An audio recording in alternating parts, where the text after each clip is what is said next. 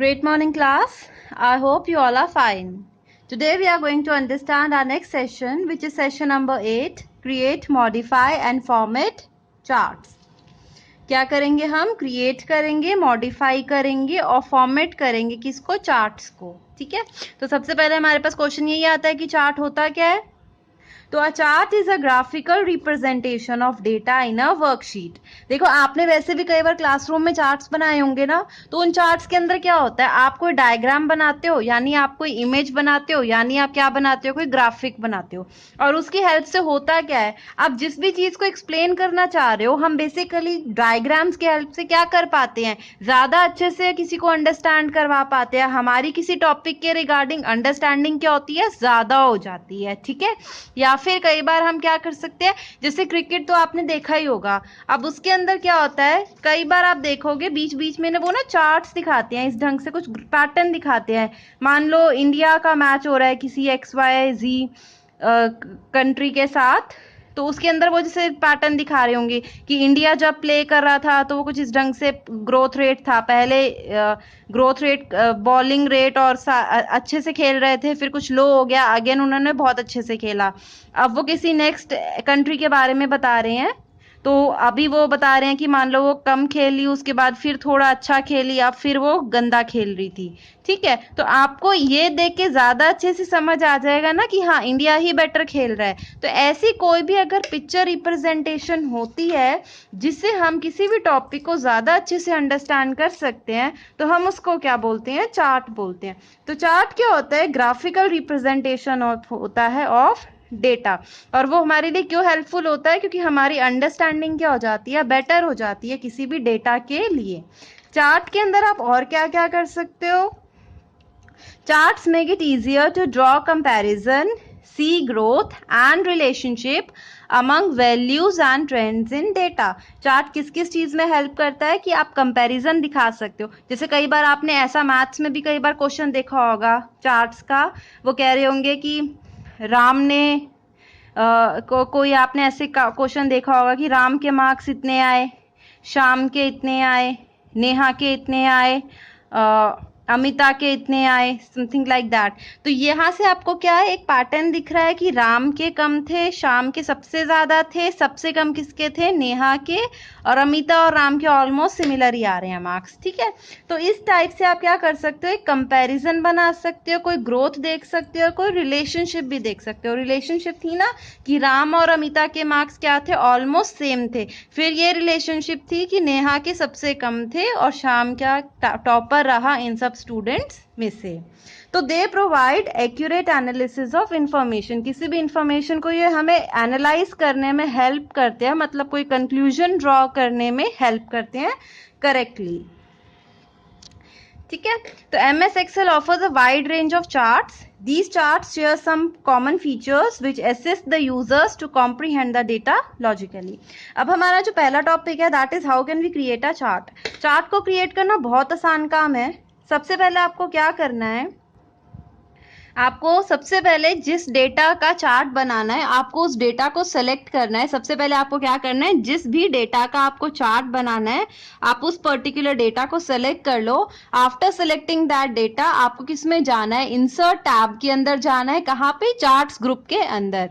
पहले insert tab पे click करो, फिर चार्ट्स ग्रुप पे क्लिक करो. वहां पे आपको बहुत सारे चार्ट्स मिल जाएंगे, जैसे कॉलम चार्ट होता है, लाइन चार्ट होता है, पाई चार्ट होता है. जो भी आपके रिक्वायरमेंट का चार्ट है, आप उस पर क्लिक कर दो. ठीक है. चार्ट बनने के बाद आप बहुत सारे चार्ट स्टाइल्स चेंज कर सकते हो. उससे आपके पास क्या होगा, कुछ इस ढंग से चार्ट्स आ जाएंगे. जैसे ये देखो, यहाँ पे सबका कलर क्या है, सिर्फ ब्लू है. यहाँ पे क्या है, हर डिफरेंट कलर का, आप हर एक बार के पास क्या है, डिफरेंट कलर है. ठीक है. एक बात और याद रखना, जब भी आप चार्ट को इंसर्ट करते हो, जब भी आप चार्ट को इंसर्ट करते हो, 3 न्यू टैब्स आते हैं, 3 न्यू टैब्स अपीयर.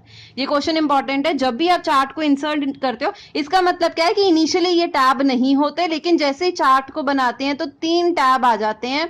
पहला होता है डिजाइन, दूसरा होता है लेआउट और तीसरा होता है फॉर्मेट. डिजाइनिंग के अंदर आप चार्ट की डिजाइनिंग कर सकते हो. अगर आपके चार्ट का लेआउट की वो स्ट्रक्चर, उसका स्ट्रक्चर चेंज करना है, तो आप लेआउट में जा सकते हो.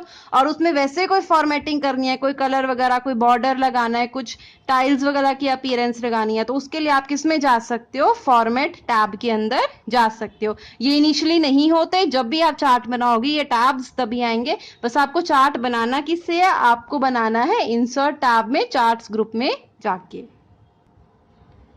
अब हम पढ़ते हैं चार्ट एलिमेंट्स। चार्ट एलिमेंट्स का मतलब है कि चार्ट किस किस चीज को कंसिस्ट करता है। आप सबसे पहले ये डायग्राम देखो, ये एक प्रॉपर चार्ट का डायग्राम की। एक चार्ट के अंदर इससे ज्यादा एलिमेंट्स नहीं मिलेंगे आपको। तो टोटल में वैसे तो आपके पास 9 एलिमेंट्स होते हैं, हम 1 बाय 1 डिस्कस करते हैं कि वो क्या होते हैं। सबसे पहले होता है आपका चार्ट एरिया। चार्ट एरिया क्या होता है, ये वाला एरिया। जब भी आप चार्ट बनाओगे ना, एक तो आपका मेन चार्ट होगा जहां पे ड्राइंग वगैरह हुई होगी, उसके बाद वो एरिया एक और रेक्टेंगुलर स्पेस के अंदर इनक्लोज्ड होगा। मतलब ये वाला जो एक्चुअल चार्ट आपका बना हुआ है ये किसी एक और स्पेस, एक रेक्टेंगुलर एरिया के अंदर होगा, जिसको आप क्या बोलते हो, चार्ट एरिया। चार्ट एरिया के अंदर क्या होता है, जितना भी कुछ इंफॉर्मेशन, एलिमेंट, ऑब्जेक्ट जो रिलेट करता है चार्ट से, वो सारा इसके अंदर होगा। इसके बाहर आपको कुछ नहीं मिलेगा चार्ट से रिलेटेड। तो वो क्या होता है, चार्ट एरिया। चार्ट एरिया के अंदर क्या होता है, सारे ऑब्जेक्ट्स जो एक चार्ट के अंदर आ सकते हैं, वो सारे एलिमेंट्स जो एक चार्ट के अंदर आ सकते हैं। इसके बाहर आपको कुछ नहीं मिलेगा। Next is your category axis. आपको पता है एक्स एक्सिस और वाई एक्सिस आपने ग्राफ में भी देखी होंगी, है ना। तो कैटेगरी एक्सिस कौन सी होती है आपकी, एक्स एक्सिस होती है, या फिर आपकी हॉरिजॉन्टल एक्सिस होती है, जिसके अंदर आप कैटेगरीज बताते हो। कैटेगरीज जैसे आपने बच्चों के नाम लिख दिए, है ना, या फिर आपने कोई और इंफॉर्मेशन जो कैटेगरी बन जाती है आपकी वो लिख दी, है ना। किसी, मान लो आप बना रहे हो कि ये वाली बुक कौन पढ़ता है, ये वाली बुक कौन पढ़ता है, तो बुक्स के नेम हो गए, या सब्जेक्ट्स के नेम हो गए, क्रिकेटर्स के नेम हो गए। इस ढंग की जो कैटेगरीज होती हैं वो नॉर्मली हमारी एक्सिस होती है, कंपल्सरी नहीं होता। कुछ चार्ट्स होते हैं जिसके अंदर आपकी ये वाली एक्सिस वाई पे बन जाती है, ठीक है। Next is a value axis. Value axis क्या होती है, वाई एक्सिस होती है, जिसके अंदर नॉर्मली न्यूमेरिकल वैल्यू होती है 10, 20, 30, 40, 50, 60 इस ढंग से, ठीक है। Next is your data series. Data series क्या होते हैं आपके, डेटा सीरीज है आपके बार्स। ये जो आप देख रहे हो ना, ये जो आपकी वर्टिकल बार्स बने हुए हैं जिसके अंदर डेटा है एक्चुअल में कि ये 80 है, ये 90 है, 70 है, वट एवर वैल्यू इज है।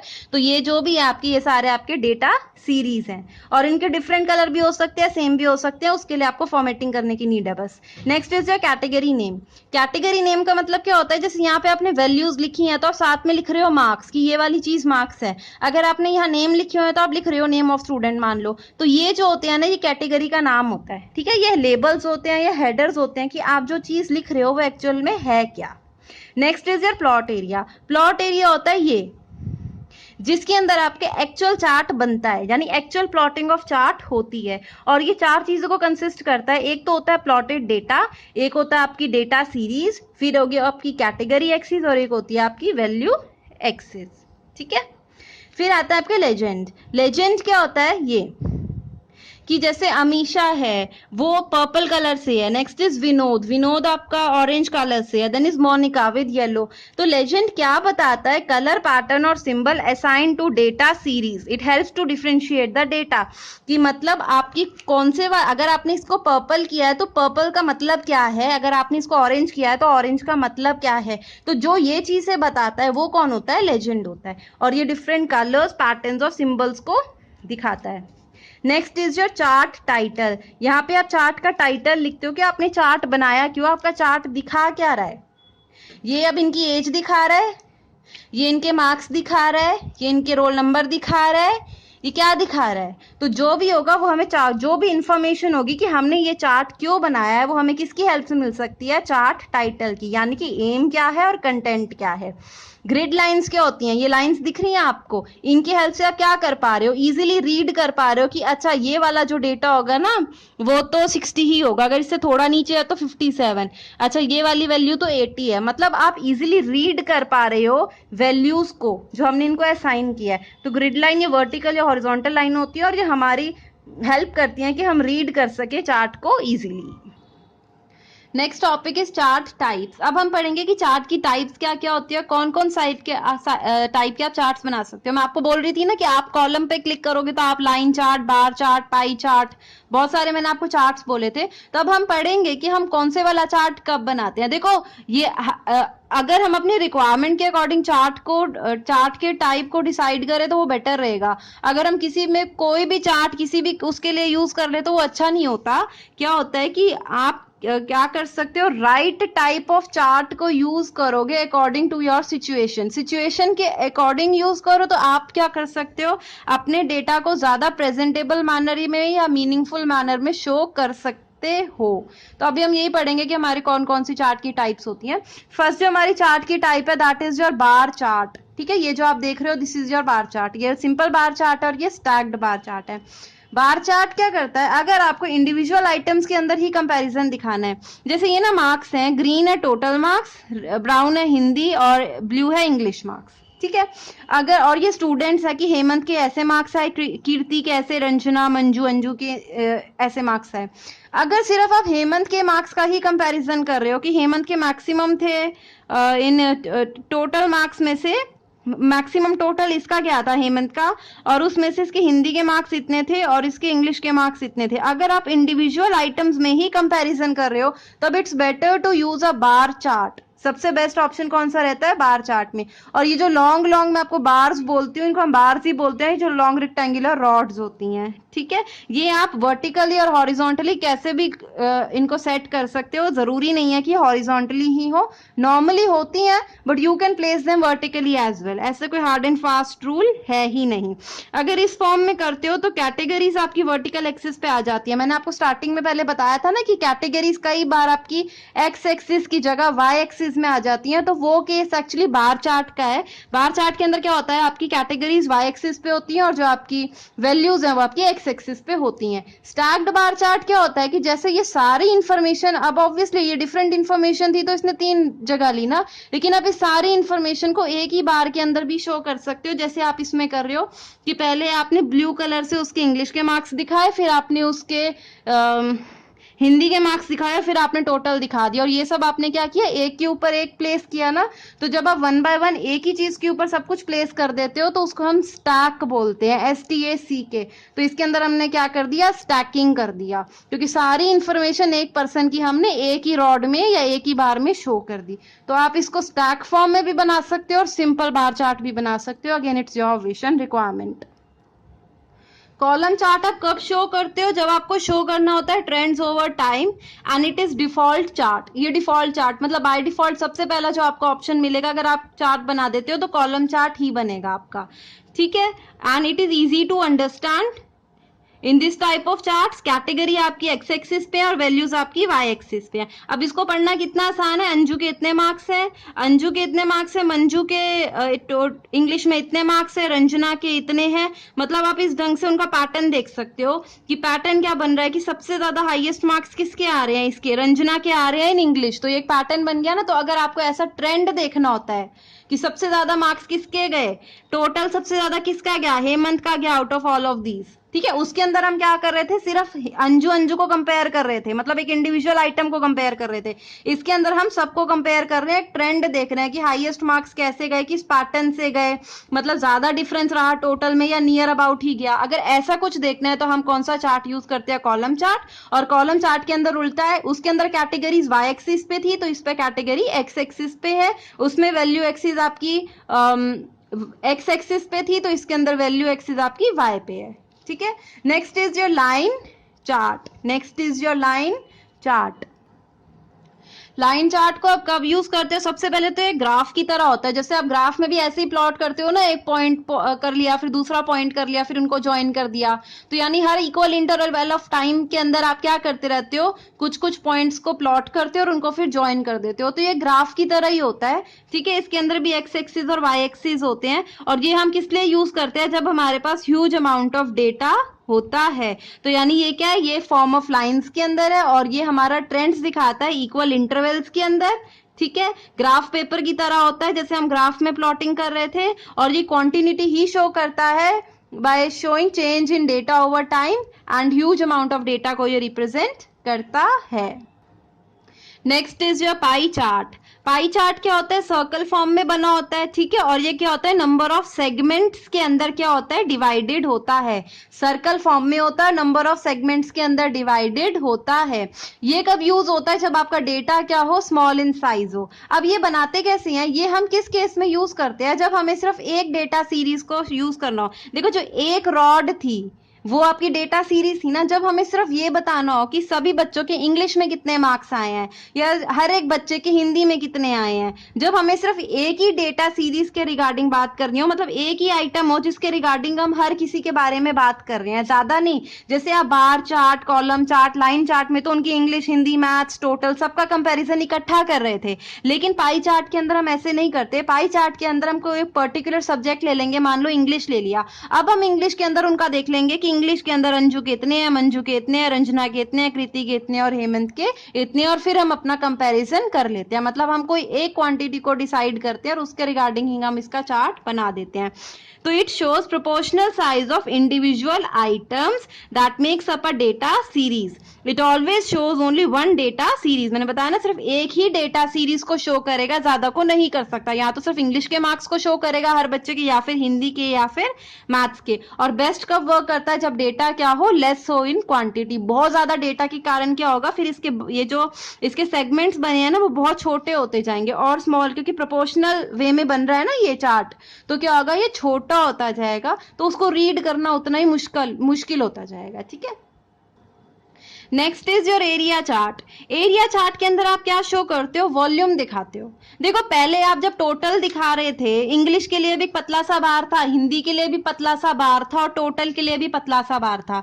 लेकिन अब अगर हम टोटल की बात कर रहे हैं इसके अंदर, तो हम पूरा दिखाएंगे कि मान लो ये टोटल है, हमने क्या दिखाया, वॉल्यूम दिखाया कि इतना टोटल है, और उस टोटल में से मैंने बोला कि ये हिंदी के मार्क्स है, इतना एरिया, इतना वॉल्यूम, इतना पोर्शन वो हिंदी का है, और जो रिमेनिंग है वो इंग्लिश का है। मतलब हम इसके अंदर क्या करते हैं, पूरी प्रॉपर वॉल्यूम दिखाते हैं हर एक डेटा सीरीज की, ठीक है। जो भी हम डेटा सीरीज ले रहे हैं, मान लो इंग्लिश के मार्क्स भी ले रहे हैं, मैथ्स के भी ले रहे हैं, साइंस के भी ले रहे हैं, एसएसटी के भी ले रहे हैं, तो उनका हम प्रॉपर वॉल्यूम दिखाएंगे कि हाँ इंग्लिश इतना था, इतना एरिया उसने लिया। मतलब अगर उसको प्रॉपरली रिप्रेजेंट करते हैं तो वो कितना वॉल्यूम लेता, हम वो उसका पूरा प्रॉपर वॉल्यूम दिखाते हैं, ठीक है। तो ये एक वर्जन होता है, यूनिक वर्जन किसका, लाइन और कॉलम ग्राफ का।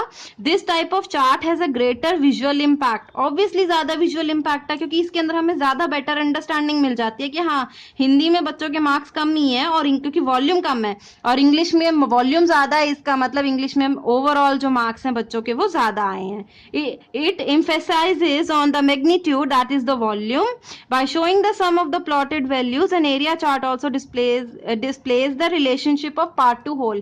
part to whole का मतलब क्या है, ये पार्ट है, होल तो ये हो गया क्योंकि ये टोटल था। अब इसमें से इंग्लिश का कितना पार्ट था, वो ये हो गया, और फिर हिंदी का कितना पार्ट था, वो ये हो गया। तो ये पार्ट भी दिखाता है और होल भी दिखा देता है, तो पार्ट टू होल रिलेशनशिप दिखती है एरिया चार्ट के अंदर। अब क्लास आपका नेक्स्ट टॉपिक है moving, resizing and deleting charts in Excel. देखो अगर अब आपको पता है कि आप चार्ट के अंदर फॉर्मेटिंग तो कर ही सकते हो, डिजाइनिंग और लेआउट सब कुछ चेंज कर सकते हो। तो मान लो आपने एक चार्ट बनाया, अब आपको उसको क्या करना है, मूव करना है। मूव का मतलब क्या है कि पहले उसकी पोजीशन यहाँ थी, अब उसको आपने किसी और पोजीशन पे लेकर जाना है। If you want to change the position of your chart, that means you want to move your chart. आपको क्या करना है, सबसे पहले अपने चार्ट एरिया पे क्लिक करो। चार्ट एरिया मैंने आपको क्या बताया था, वो एरिया जिसके अंदर सब कुछ होता है, ठीक है। चार्ट एरिया पे जैसे ही क्लिक करोगे तो फिर साइड पे आ जाओ। आप देखना आपका जो कर्सर होगा ना, वो इस टाइप से 4 हेडेड एरो के अंदर बन जाएगा। जैसे ही ऐसा 4 हेडेड एरो, 4 हेडेड क्यों है, क्योंकि इसके देखो 4 डायरेक्शंस दिख रही है ना। जैसे ही कर्सर इस फॉर्म में आए, यहाँ पे आप क्लिक करो और ड्रैग कर दो। जैसे ही आप इसको ड्रैग करोगे, उस प्लेस पे ले जाओ जहाँ पे आपने इसकी न्यू प्लेस है, जहाँ पे आपने इसको मूव करना है, वहां पे लेकर जाओगे तो आपका जो पर्टिकुलर चार्ट है इट विल बी मूव्ड। तो आपको यही करना है, 4 हेडेड एरो आ जाएगा, ड्रैग कर दो to move the chart in any direction. और जब आप रिलीज कर दोगे, जब आप छोड़ दोगे अपने माउस के बटन को, तो वो न्यू डिजायर्ड लोकेशन पे आ जाएगा। अब आता है अगर आपको रीसाइज करना है। रीसाइज का मतलब क्या होता है, बड़ा या छोटा। If you want to change the size of your chart, उसको बड़ा करना है या छोटा करना है, तो उसके लिए आपको फिर से क्या करना है, आपको अपने चार्ट एरिया पे क्लिक करना है, फिर उसके आप यहाँ पे आ जाओ। अब जैसे ही आप देखना ये 2 हेडेड एरो आ गया है। जैसे ही आपके पास 2 हेडेड एरो बन जाए ना, अब आप इसको क्या करो, इस ढंग से ड्रैग करना स्टार्ट कर दो। अगेन जैसे ही अब आप ड्रैग करोगे, अगर आप इसको आउटसाइड लेकर जाओगे तो ये बड़ा होता जाएगा, और अगर आप इनसाइड लेते जाओगे ना तो ये छोटा होता जाएगा। तो जो भी आपको इसको जिस भी ढंग से साइज चेंज करना है आप कर सकते हो। अगर आपको डिलीट करना है, फिर से चार्ट को सेलेक्ट करो और डिलीट की को प्रेस कर दो, तो आपका चार्ट ही हट जाएगा from your worksheet. Next is your formatting a chart. Formatting का मतलब क्या होता है आपको बहुत बार समझा लिया। फॉर्मेटिंग की हेल्प से आप क्या कर सकते हो, किसी भी चीज की अपीयरेंस को चेंज कर सकते हो ताकि वो क्या हो, प्रेजेंटेबल लगे, इनहांस हो जाए, और हमें उसकी जो भी रीडेबिलिटी है या अंडरस्टैंडेबिलिटी है, जिस भी पर्पस के लिए हमने वो पर्टिकुलर चीज बनाई है, वो हमें अच्छे से दिखे। तो इस केस में हम चार्ट बना रहे हैं, तो चार्ट की शक्ल होती है, अपीयरेंस होती है। तो फॉर्मेटिंग से क्या होगा, अपीयरेंस चेंज हो जाएगी आपकी चार्ट की। ठीक है, अब आपको करना क्या है, जो भी आपने एलिमेंट्स पढ़े थे ना, 9 एलिमेंट्स, आप उन सबको क्या कर सकते हो, फॉर्मेट कर सकते हो, मतलब उनके अंदर चेंजेस कर सकते हो। आपको करना कुछ भी नहीं है, जिस भी ऑब्जेक्ट को आपने चेंज करना है, जिस भी एलिमेंट को आपने चेंज करना है ना, बस उस पर राइट क्लिक करना और उसका फॉर्मेट का ऑप्शन आएगा, उस फॉर्मेट ऑप्शन पे क्लिक कर दो और फॉर्मेट का डायलॉग बॉक्स ओपन होगा और उसके अकॉर्डिंग आप चेंजेस कर सकते हो। जैसे अब हम पढ़ेंगे कैसे कर सकते हैं, बट सबके लिए जो आपका पैटर्न है, जो तरीका है, वो सेम है। आपको बस उस पर्टिकुलर एलिमेंट पे जाना है, राइट क्लिक करना है, फॉर्मेट के ऑप्शन पे क्लिक करना है, format dialog box will appear, उसमें से आपको जो भी चेंजेस करने हैं, you can do those particular changes, then click on okay button, और आपकी वो पर्टिकुलर चेंजेस जो होंगे वो अप्लाई हो जाएंगे इन योर चार्ट। जैसे हम सबसे पहले देखते हैं कि हम प्लॉट एरिया में बैकग्राउंड कैसे ला सकते हैं। Changing the plot area background. Background को अगर आपको चेंज करना है तो कुछ नहीं करना, प्लॉट एरिया में चेंज करना है ना, तो प्लॉट एरिया में जाओ, राइट क्लिक कर दो, राइट क्लिक करते फॉर्मेट प्लॉट एरिया ऑप्शन आ गया। इस पे आपने जैसे ही क्लिक किया तो format plot area dialog box appear हो गया। अब इसके अंदर ये सारे ऑप्शन है, अगर आप उसका कलर चेंज करना चाहते हो, कोई पिक्चर डालना चाहते हो, या आप उसका बॉर्डर कलर चेंज करना चाहते हो, बॉर्डर स्टाइल चेंज करना चाहते हो, कोई शेडो डालना चाहते हो, कोई ग्लो डालना चाहते हो, कोई 3D इफेक्ट डालना चाहते हो, जो भी इफेक्ट आप अपने बैकग्राउंड में प्लॉट एरिया की डालना चाहते हो वो सेलेक्ट करो, ओके पे क्लिक कर दो, क्लोज पे, और आपके वो इफेक्ट आ जाएगा। अब मान लो आपको इंसर्ट करना है चार्ट टाइटल। देखो यहाँ पे अभी हम फॉर्मेट नहीं कर रहे, इंसर्ट कर रहे हैं। अगर आपको इंसर्ट करना है ना, मैंने आपको बताया था कि चार्ट को हम टाइटल दे सकते हैं, तो उसके लिए आपको कुछ नहीं करना, आपको क्या करना है, लेआउट टैब में जाओ। लेआउट टैब के अंदर आपको चार्ट टाइटल का ये ऑप्शन दिख रहा है, इस पे क्लिक करो। इसके अंदर आपको जो भी टाइटल का तरीका लगे, centred overlay title, above chart. Above chart का मतलब है जैसे आपके चार्ट के ऊपर टाइटल लिखा जाएगा। सेंटर ओवरले टाइटल का मतलब है कि ये आपका चार्ट है, ठीक है, ये सेंटर के अंदर आएगा और थोड़ा सा चार्ट के अंदर भी आएगा। सेंटर के अंदर, चार्ट वाले एरिया में थोड़ा सा आ जाएगा, ये चार्ट के ऊपर आएगा। तो जो भी आपको अच्छा लगता है वो वाला यूज करो। जैसे ही आप इस पे क्लिक करोगे, प्लेस होल्डर आ जाएगा, यानी एक टेक्स्ट बॉक्स आ जाएगा। टेक्स्ट बॉक्स के अंदर अपने चार्ट का नेम टाइप कर दो, चार्ट का टाइटल आ जाएगा। अब मान लो आपने चार्ट टाइटल तो लिख दिया, पर आपको अगर उसको क्या करना है, फॉर्मेट करना है। तो फॉर्मेट का मैंने तरीका क्या बताया, चार्ट टाइटल पे जाओ, ठीक है, उस पे क्या करो, राइट क्लिक कर दो। पहले मेथड 2 पढ़ते हैं। चार्ट टाइटल पे जाओ, राइट क्लिक करो, फॉर्मेट चार्ट टाइटल का ऑप्शन आएगा, तो ये डायलॉग बॉक्स अपीयर होगा। जो भी चेंज करना है करके क्लोज पे क्लिक कर दो। एक और तरीका होता है, जो मेथड 1 था वो क्या था, आप जैसे ही चार्ट टाइटल पे गए ना, मोर टाइटल ऑप्शंस पे चले जाओ। जैसे ही इस पे क्लिक करोगे ना, तो आपके पास फिर से फॉर्मेट चार्ट टाइटल का ऑप्शन आ जाएगा। तो अगेन आप इसमें जो चेंजेस करना चाहते हो, you can do those particular changes in your chart title. Next is formatting the axis. Axis आपको पता है, एक्स एक्सिस होती हैं, वाई एक्सिस होती हैं, कई बार हमें उनको भी चेंज करना पड़ता है, तो वो भी हम कर सकते हैं। अगेन आपको क्या करना है, जो भी एक्सिस को चेंज करना है उस पर क्लिक करो, उस पर राइट क्लिक कर दो। राइट क्लिक करते ही फॉर्मेट एक्सिस का ऑप्शन आएगा, उस पर क्लिक कर दो, तो format axis dialog box open हो जाएगा। अब इसके अंदर एक्सिस ऑप्शन के अंदर आपके पास बहुत सारे ऑप्शंस है, जो भी आपको चेंजेस करने हैं वो चेंज कर दो, और लास्ट में क्लोज पे क्लिक कर दो, तो आपकी जो एक्सिस है उसके अंदर चेंज आ जाएंगे। नेक्स्ट है, मान लो आपको लेजेंड। लेजेंड क्या थे, जो कलर्स और पैटर्न्स वो बता रहा था डेटा सीरीज के, अगर आपको इन्हें चेंज करना है तो अगेन आप अपने लेजेंड पे जाओ। उसके बाद फिर से आपने राइट क्लिक ही करना है लेजेंड के ऊपर, फॉर्मेट लेजेंड ऑप्शन आएगा, उस लेजेंड पे ऑप्शन पे क्लिक करते ही format legend dialog box open होगा। अगेन जो भी चेंजेस आपको करने हैं, जिस भी ढंग की जो भी पैटर्न आपको लगाना है, मान लो बॉर्डर स्टाइल, वो लगा दो और फिर क्लोज पे क्लिक कर दो तो आपका लेजेंड चेंज हो जाएगा। एंड लास्टली, अगर आपको डेटा सीरीज यानी आपके जो वो बार्स थे उनको चेंज करना है तो अगेन उन पे राइट क्लिक करो, फॉर्मेट डेटा सीरीज का ऑप्शन आएगा, format data series dialog box open हो जाएगा। अब आपको जैसे वाली डेटा सीरीज चाहिए, कलरफुल चाहिए, उनमें कोई पैटर्न चाहिए या इस ढंग की कुछ चाहिए टाइल फॉर्म में, तो आप उस पर क्लिक कर दो। कोई टेक्सचर चेंज करना है, कोई पिक्चर अपनी मर्जी से लगानी है, लास्ट में क्लोज पे क्लिक कर देना तो आपके जो वो डेटा बार्स हैं वो क्या होंगे, उस पर्टिकुलर वे से आ जाएंगे। तो class, I hope you have understood the topic of charts. Thank you.